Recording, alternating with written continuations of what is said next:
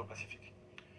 Alors évidemment, l'Union européenne n'est pas au mieux de sa forme, on le voit en ce moment, division interne avec la Pologne, et puis il y a aussi toujours cette grande question mise en avant par Emmanuel Macron de la défense européenne. Alors on va revenir tout de suite après ce sujet d'Anne Delette.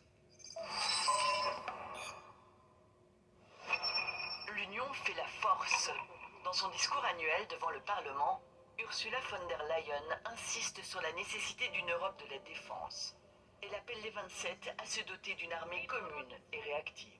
Président Macron, Le président Macron et moi-même convoquerons un sommet sur la défense européenne. Honorables députés, il est temps que l'Europe passe à un niveau supérieur. Serait-ce l'amorce d'un nouveau cap?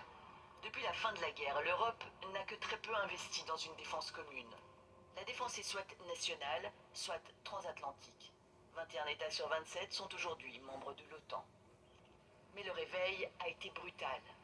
Le retrait d'Afghanistan, décidé par les Américains de façon unilatérale et sans consultation, a pris les Européens par surprise. La politique de l'ami américain serait-elle en train de changer? L'arrivée de Joe Biden à Rome pour le G20 était très attendue. L'annonce d'un nouveau partenariat stratégique entre l'Australie, l'Amérique et le Royaume-Uni a jeté un froid, sans parler du camouflet des sous-marins qui décidément passe mal côté français.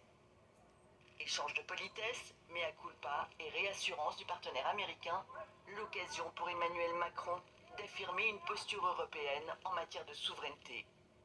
Ensemble, nous souhaitons renforcer vraiment cette coordination, ce partenariat stratégique entre l'Union européenne et l'OTAN. Mais une défense européenne commune est-elle en mesure de voir le jour? Quelle stratégie pour